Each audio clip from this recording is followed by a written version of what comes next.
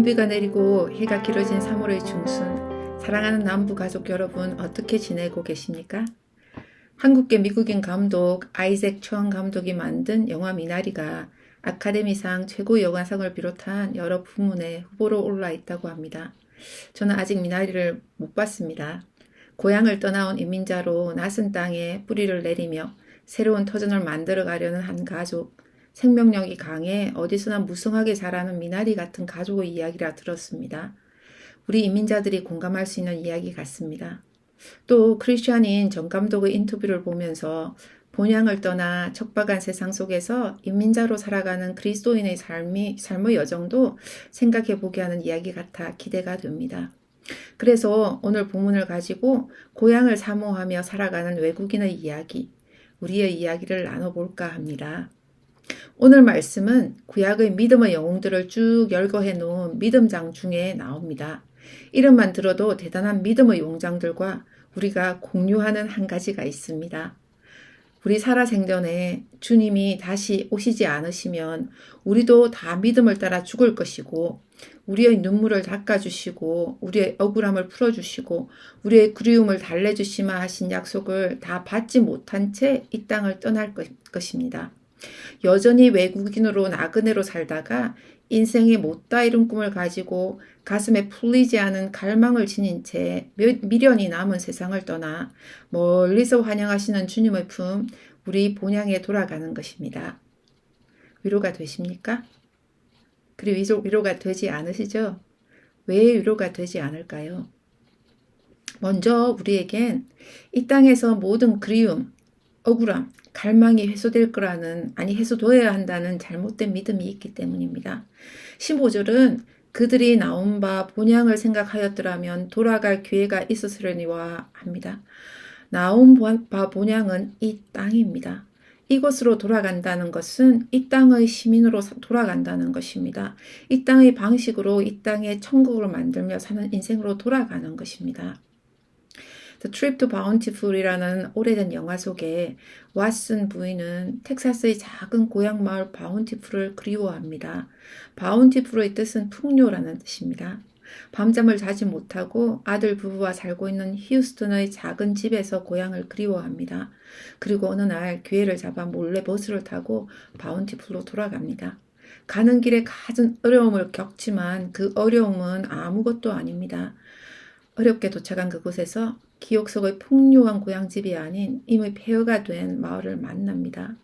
마음의 그리움이 다 해소될 줄 알았었는데 여전히 더 큰 그리움을 더 깊게 가슴에 담은 채 돌아갑니다.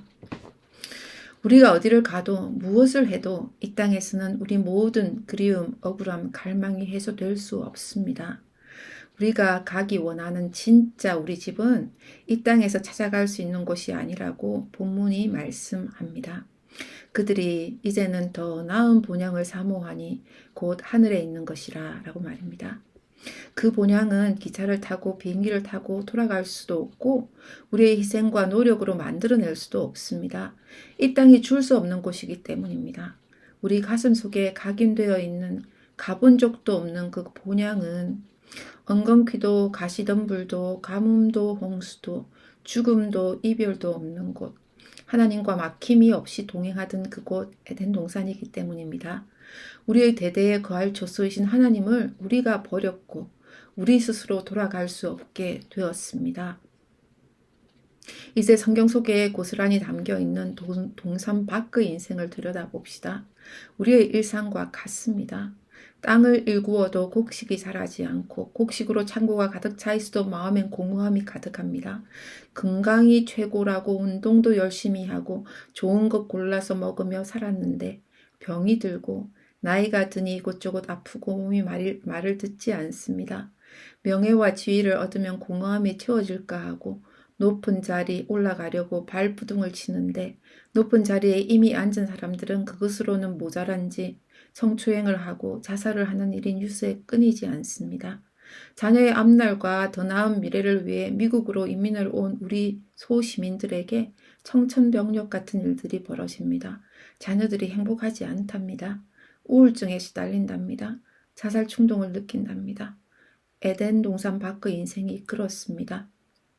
그렇다면 이 땅에 사는 동안에 우리 인생은 그저 돌아갈 곳을 그리워하며 마지못해 견디고 지탱하며 살아야 할까요?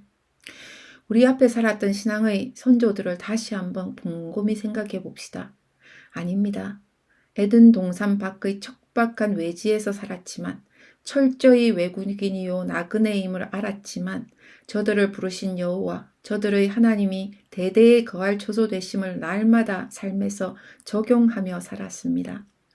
이웃 사랑하기, 악으로 악을 갚지 않고 손으로 갚기, 배고픈 자들 먹이기, 외로운 나그네 대접하기, 아픈 자들 치료하기, 학교 짓기, 교육하기, 오지의 위험한 곳으로 복음 들고 가기, 세상 소망 다 끊어진 때에도 애통하되 소망을 잃지 않고 신음하되 어짐 속에 침몰하지 않으며 끝내 찬송, 평안, 기쁨을 맛보았던 사람들로 살았습니다.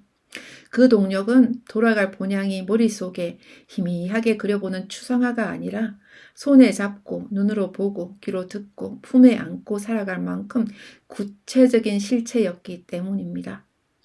우리에게는 더 구체적이고 더 큰 실체가 있습니다. 우리가 고향집으로 다시 돌아갈 수 있게 하시려고 스스로 홈리스가 되어주신 예수님이 계십니다. 우리 예수님의 손을 날마다 붙잡고 우리 예수님의 마음을 날마다 새로 입고 우리 예수님의 발로 손으로 몸으로 날마다 세상 속으로 나갈 수 있습니다. 이 땅은 우리의 영혼에 대한 갈망을 채워주지 못합니다. 우리는 고향의 집이 있습니다. 그 아버지의 집에 이르는 날까지 우리 아버지의 날개 아래에서 힘을 얻고 소망을 누리고 영혼을 소생시키는 생수를 날마다 마시며 본향을 향해 함께 가는 우리 남부 가족이 되기를 간절히 소망합니다.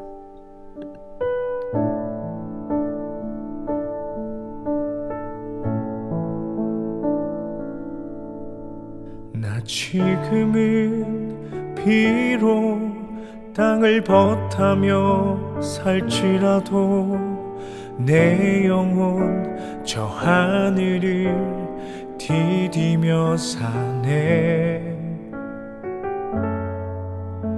내 주님 계신 눈물 없는 곳 저 하늘에 숨겨둔 내 소망이 있네.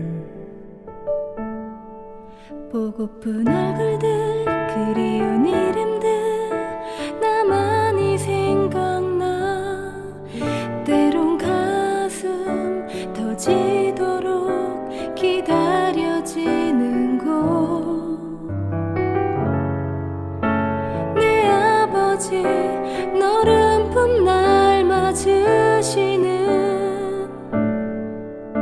저 하늘에 쌓둔 내 소망 있네.